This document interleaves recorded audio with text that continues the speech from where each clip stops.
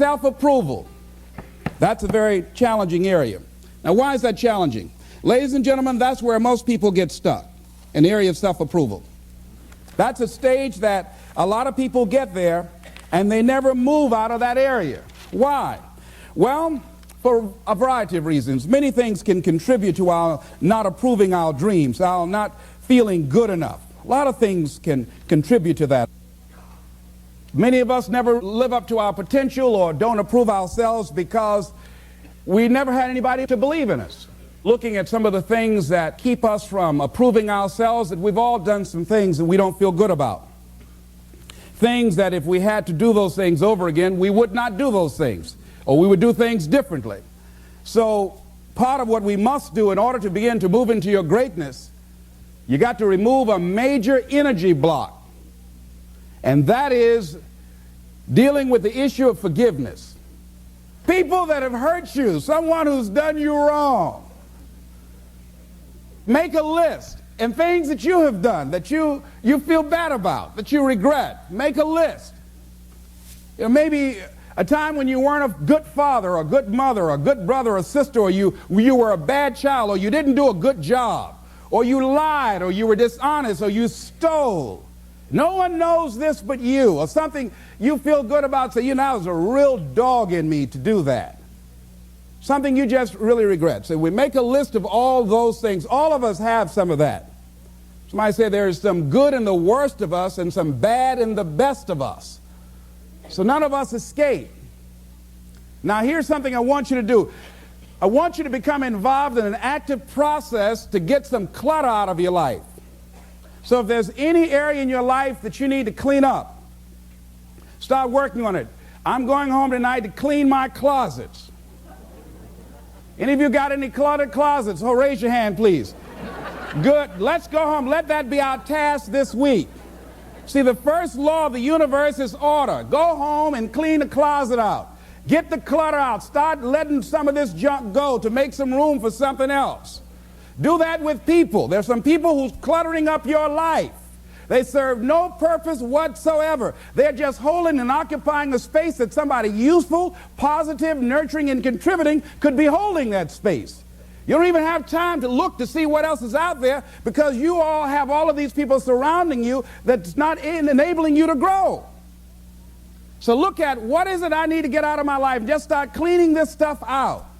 Getting the drawers together, your dresser drawer, just getting stuff together. Just get them together. Maybe your car. I got to clean my car too. Got a lot of stuff in there. I live in my car. You know, can't put anything in my trunk. I got all kind of little things back there.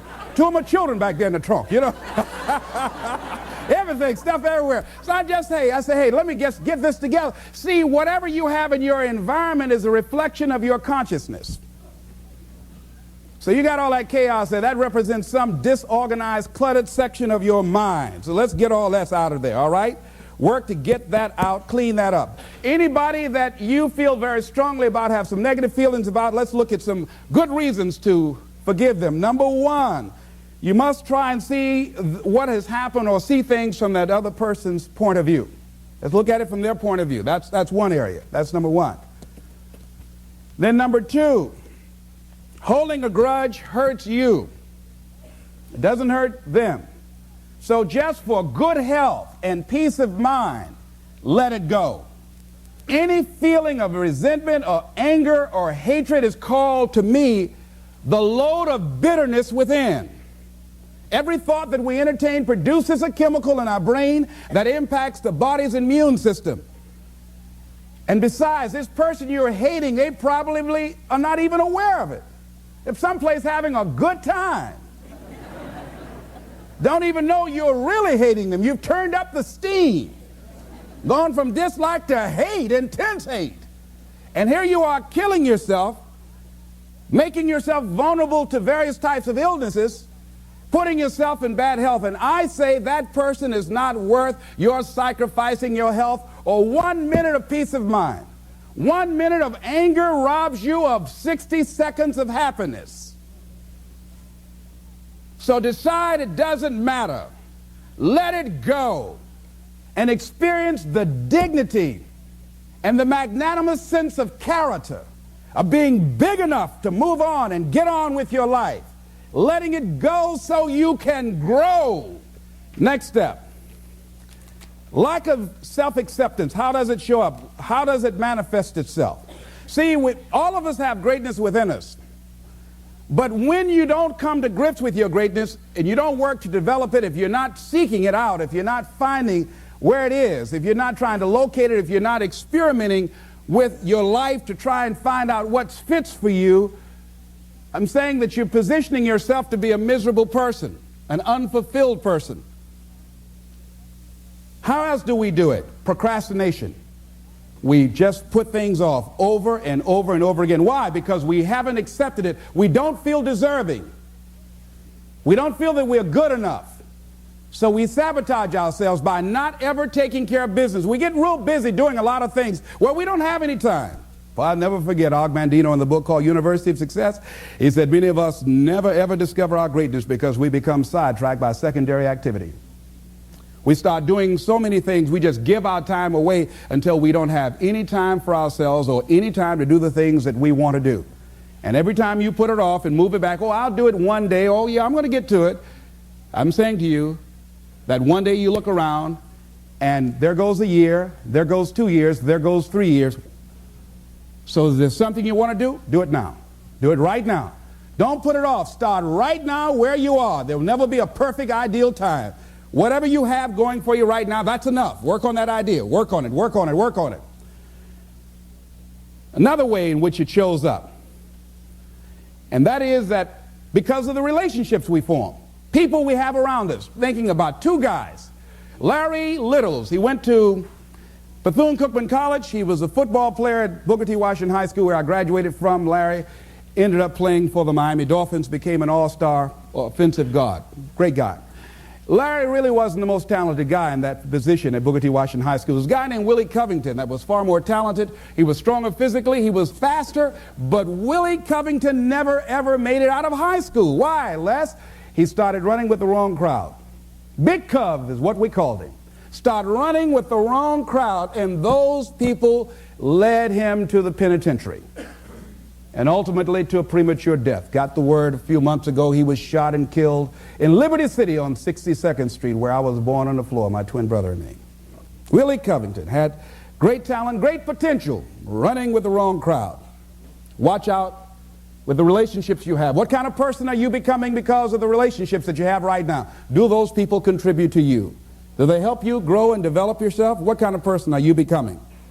People who have not accepted greatness for themselves, these people don't study, ladies and gentlemen. These people don't study. They don't have time for personal growth and development. They don't have time to work on their minds. No, they don't have time for that. Too busy for that. People can affect us. Our peers can affect us. Our environment can affect us. Just working consciously to overcome the poverty consciousness that I was raised in. The feeling constantly of saying, Les Brown, you deserve this. There's no need for you to be afraid. It's not too good to be true. It's true because you've earned it. The old-fashioned way, you have worked for it. But every once in a while, it comes up when I least expect it. My heart starts beating fast.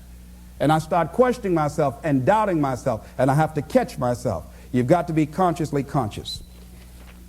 So let's look at how we can begin to evaluate our self-esteem, our self-approval. Number one, to determine the height of your self-approval, it's important that you evaluate yourself because you know you quite well, but it's almost impossible to do it totally by yourself. You must get some caring feedback. Find somebody close enough to you that has observed you or been around you that you value their opinion, and ask them, how do they see you? How do they rate you in terms of your self-esteem? And then compare what you have with what they say. See, there are things many times that people can see in us that we can't see because it's a blind spot. If I were to be talking to you and my breath is offensive and you don't tell me, and then I go around, not only do you know, everybody else around here knows. And then when I'm walking toward people, they say, oh, Les, I'll be right back, you know. And I don't know why people say, well, Les, we thought we wanted you to come to the party, but you can't come. Now, all you had to do is just tell me, say, Les, you need to gargle with some ammonia or something, you know? Have you ever smelled someone's breath and didn't tell them? Raise your hand if you don't. So So we all have those blind spots. We have those areas of our lives that we need to get some caring feedback. We need some coaching. We need someone to let us know that.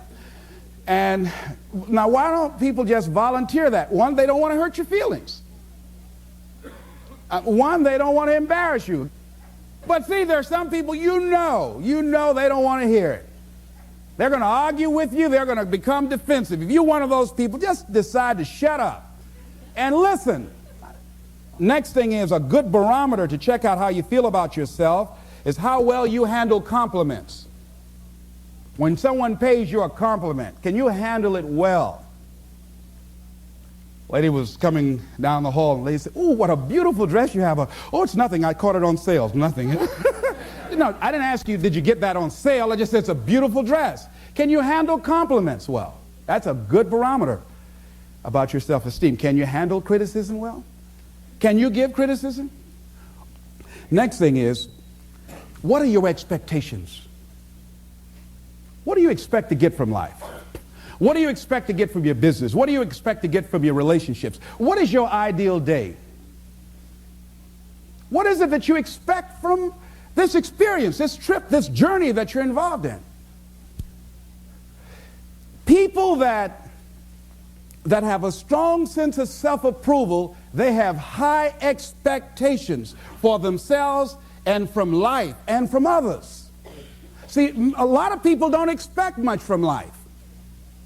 So they don't shoot for much. They're not preparing for much. A lot of people are just showing up in life. A lot of people just get up in the morning and they go through the day, they go to the job just to pull a check down, watching the clock coming in. So you want to be a different kind of person as you forward your life. You want to get something out of this. If you're going to do it, it's worth your time, your energy. You've got some expectations from this. I do not let people waste my time. Someone want to meet with me, excuse me, what is this dealing with? I want to get to the bottom line. Because if it does not measure up to my expectations, I'm not going to invest my time. I don't have the luxury to waste time. I'm expecting some great things from life. And so I have to spend some time working on myself and developing myself. So examine your expectations versus your wishes. See, some people wish they could do better, but some people expect to do better. Where are you on that? Next thing, let's look at what are the things we can do to increase our self-approval, our self-appreciation, our self-acceptance. Here's number one, love yourself. Make caring for you the highest priority in your life. Take care of you. Look out for what truly satisfies you. We're not taught to love ourselves. We're not taught to look out for ourselves. We're not taught to take care of ourselves, to become sensitive to our wants, to our needs, our desires. So make a conscious effort. Make you number one priority. Your peace of mind. Your health is more important than your family and any and everybody. Because if you don't have peace of mind, if you don't have your health, you can't serve anybody. Don't neglect yourself. A lot of us, and particularly ladies, have been groomed to be sacrificial lambs, putting their dreams on the back burner in deference to their children's dreams or their husband's dreams or their family's dreams, and forget about themselves, and then become resentful and angry and bitter. So start taking care of yourself, looking out for you. Develop a health plan. Your health is all you got. So start taking care of you. Eating nutritious meals, willing to exercise your body, taking care of this body, loving yourself. So do some good stuff for yourself on purpose. Take some time out for you. I have some good things I do for me. One of the things I enjoy that I do, I take spiritual baths. My assistant introduced me to someone called Sister Sarah, who gave me my first spiritual bath. I never heard of this before. She told me about it, and I said, come on, Regina, spiritual bath. And Sue, my secretary's husband, named Larry, he said, a spiritual bath for $50, I'll give you a spiritual shower. But I play soft music. I've taped some of my favorite music. I burn a candle, and I have different oils that I put in the tub of hot water, and I have flowers that I picked And I saw Coming to America, with Eddie Murphy. They were sprinkling little flowers on the ground. So it gives me a feeling of royalty. So I sprinkle these flowers in the water and I soak. I like doing that. And I soak, and sometimes I read or just relax and enjoy the music and just cool out. That's my time for me. Put the answering service on. I just block out some time for me. I'm into meditation. I've been working and exercising now, just doing some things for me, taking care of myself mentally, emotionally, and spiritually, and physically. You can't develop and manifest your greatness. You can't be a high achiever if you don't feel good. You don't take care of yourself. So I'm taking care of me. And then you know what? It takes the edge off your life. It helps you to manage things rather than allowing them to manage you. Gives you more personal power to deal with stuff. Take care of you. Now here's something else I suggest for you. Become aware of what your needs are and develop compassion toward yourself despite your human defects. Develop compassion for yourself despite your human defects. You will never be perfect. Hello? You will never be perfect. You're human. You've made a lot of mistakes. You've done a lot of dumb, stupid things. Guess what? You're not through yet. You're going to do some more. Hurry up and get it over with. It's all right. Got to learn to be gentle with yourself. Make it all right. What you don't know, mistakes that you make. It's okay. Handle it. Learn from the experience. Decide that you are going to, whatever you become involved in, to be up front, to be true to yourself. Are you getting what you need out of it? And be up front with people and tell them what you need from them. Don't assume that they know. Don't say, I thought you knew. No, tell people up front, here's what I need from this in order for this to work for me. Be up front with your stuff. Tell them up front so they're not surprised later on. So your feelings aren't hurt later on. See, if they tell you up front they can't do it, now you know you can keep on stepping. But tell people up front, here's what I want. In order for me to play this game with you, if we're going to dance, this is what I got to get out of it. See, if you don't take care of your needs, guess what? You will always have that nagging song in the back of your mind say, well, when do I get mine? When am I going to start enjoying this? Are we going to have a good time together? Do I get any oodles out of this at all? You're going to start asking that question. Everybody's happy, having a good time, but you? They say, well, we thought you were happy. How could you think that? Well, you weren't saying anything. Well, I'm saying something now. Hope you got that. See, we're taught to be quiet and not speak up for ourselves and not to be selfish. If you don't take care of you, who do you think is going to take care of you? Who's going to look out for you better than you will? No one. No one's going to do that. You got a business? No one's going to take care of your business better than you. Nobody, nobody. Anything you want to do in life, you've got to take ownership of it and say, hey, I'm going to make this happen. Be willing to venture out and do something that you have fantasized about doing. And you know you probably won't be good at it, but do it anyhow. Case in point, I have always wanted to sing. I've always wanted to do that. I'm going to sing a song. If I don't do nothing but just a few lines, chances are, you know.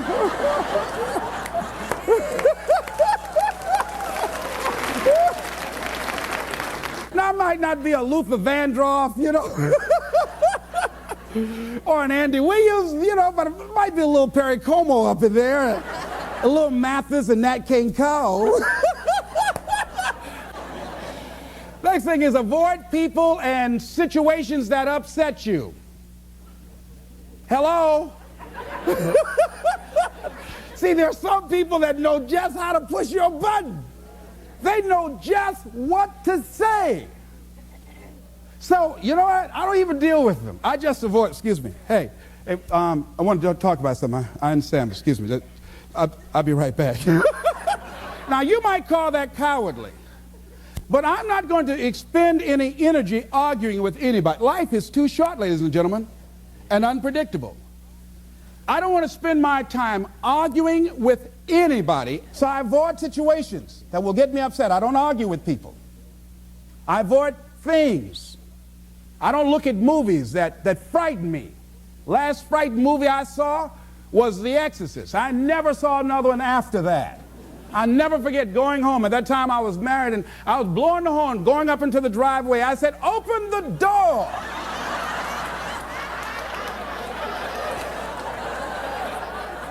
I pull up, open the door to get out, and I said, "Oh, Lord, they got me." I started blowing the horn. My wife said, "Unfasten your seatbelt, fool." I said, "Oh, all right."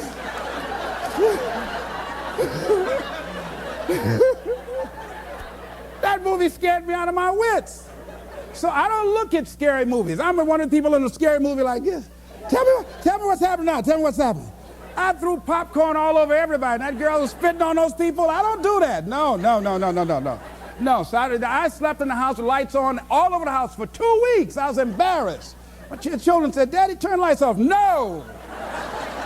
So I just avoid things. I go see comedies. I love Danny DeVito and Steve Martin. I like things that make me laugh, make me feel good, like the little boy in me. Life is just too serious. Here's something else that can help to increase your self-esteem. Draw the line, ladies and gentlemen. There are certain things that we just go through life just taking, and at some point, you just got to draw the line and just say enough is enough. You got to do that with yourself. Just draw the line. You know, see, how I manage my food choices, I get on a scale every day. If I get to a certain level, that's a crisis level. I just get down, start doing setups right there. Look at, hey, right away. If my income dropped to a certain level, I go crazy. I start working like, you see this callus on my ear? You see that callus right there? That's how that callus got there. You know, my income dropped. And I made 200 calls a day as punishment. Don't you ever let this happen again. Because I'll never, never, never be broke again. So you got to draw a line. You just got to draw. There's certain things that you just don't permit. If you got negative people in your life, just warn them. Say, look here.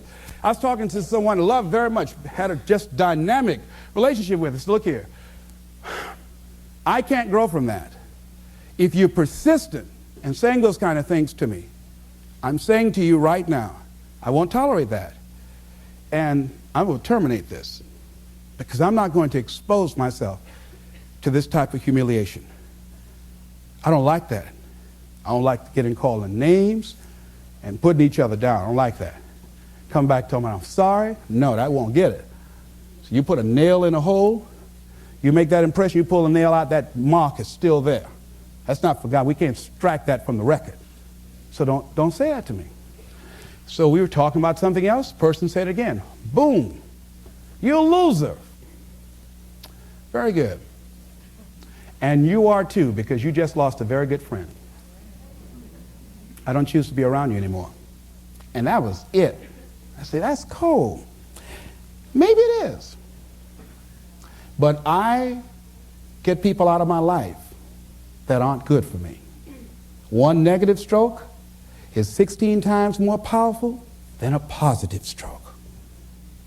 And if you have people around you who are not sensitive to who you are, and the people that can hurt you the most, ladies and gentlemen, are the people that you love.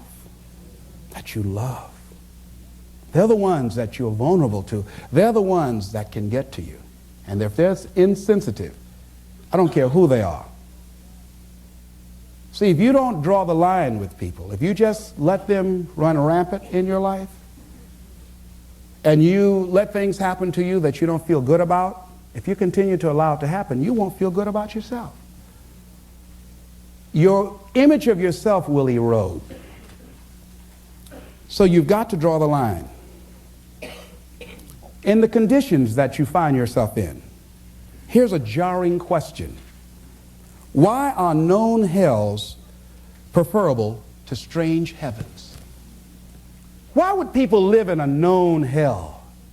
Why do people just go to a job where they're miserable, day in and day out? Why do people stay together and they're miserable, sleeping in separate rooms? are arguing, or the only thing they have in common is paying the bills.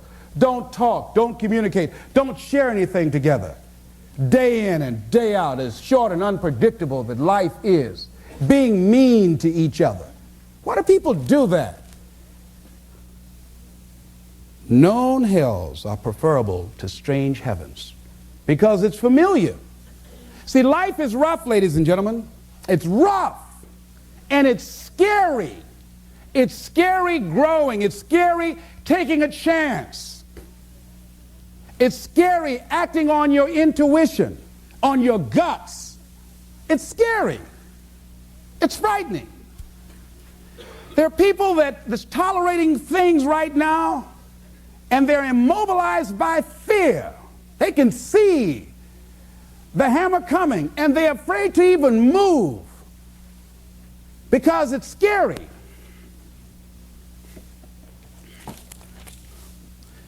Theodore White said something.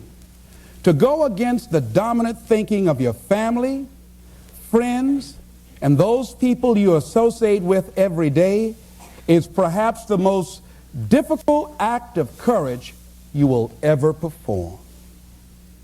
See, when you start growing, when you start changing the way you walk, the way you talk, the way you act, the way you respond to things, the way you use your time, when you start saying, no, I can't do that. Why? You're too busy. You don't have the time. No, I have my own agenda. I've got something that I'm doing. Not lying to try and get out of it. Just say, no, I'm busy doing something that I want to do. Or I don't want to do that. And I'm not going to do it. I'm not mad. Not upset about it. I just don't want to do it. Why? Well, I don't have to give you any reasons why I don't want to do it. But listen, thank you so much for asking me. Take it easy here. Hey, I thought you were all right. Is that right? Oh, boy. Ask me, do I care about that? See, if people can put you on a guilt trip, they will. And use you and abuse you over and over and over again. You got to draw the line. You have to draw the line on them. Don't go through life feeling like you're powerless. Victims are people that are powerless. You're not powerless. You are powerful. You direct the power in your life. Whatever your life is right now, it is a duplication of your consciousness. It's a result of how you have decided to use your power. That's all it is. That's not who you are. That's just a perverted use of your power that you aren't satisfied with. And you've got the power to change that. Wherever you are, how, I don't know. But I know you've got the power to do that. But you don't know what has happened to me. It really doesn't matter what has happened to you. See, the only thing that really matters is what are you going to do about it? That's all that matters. That's all that matters. You can allow it to destroy you, or you can allow it to build you up. John Powell, in a book called Why I'm Afraid to Tell You Who I Am, and he went to get a newspaper. Guy was very discourteous to him. He was very courteous to the guy. The guy who was with him said, why would you be as courteous to this guy as you were, considering how rude he was to you? He said, I'm not going to allow that man to determine how I'm going to act. There are things that's going to happen to you in life, ladies and gentlemen. Make it okay. Lord, grant me the serenity to accept the things that I cannot change. I cannot change the fact that when I asked my son to go, that I will no longer take care of him, that he became angry and perhaps hate my guts. To change the things that I can change how I respond to it. I can become upset, nervous, tense about it, weak about it, or I can say, it's okay. He who cares less wins.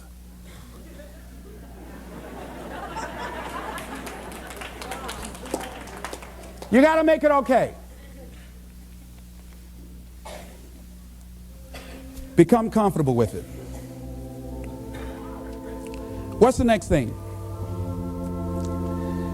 Learn something new and tackle it in a spirit of adventure and love. Somebody said that we are not stricken by the things we do, but we're stricken by the things that we don't do. The songs that have not been sung, the poems that we have not written, the work that we have not done, the ideas that we have not developed, the dreams that we have not acted on. That's what can stricken you. That's what can block your power.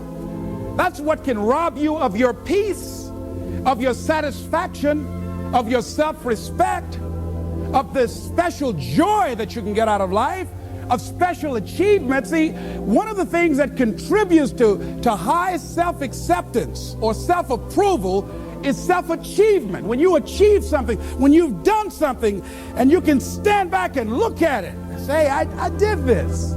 What if it doesn't work out? You can stand back and look at it and say, I tried it. I went up in there. I went with it. Didn't work out. No, but I value the experience. I love just the experience of doing it. I love that. So that's why I said, wait a minute, I've been fantasizing about singing. So I'm going to do this. Who says that when I first stand up, I got to sound like Pavarotti? What's the guy's name? I don't have to sound like him. I just sound like Les. That's right, Mamie Brown's boy. See, you got to look at you and look at your life and find something that you can tackle and do it with love. Only that which you love. Only that which you love. Let me tell you something. When you do that, you're doing it in a spirit of love. Just love it. Can you tell I love this? I love it. See, I know that there's greatness in you. I know that there's something in you. Everybody has something. I don't know what it is, but you know it's something. You know it's something in you that you want to do. Everybody's got some ideas. I say to you that as you focus on something, as you go into action, as you hold that thought in consciousness persistently, you begin to develop the consciousness to manifest and create all kinds of things. You will begin to realize powers and abilities you have. You will realize you have miracle working power in you. That when you move, that when you walk, folk will see you when you come in the room and say, I don't know what it is, but there's something different about you.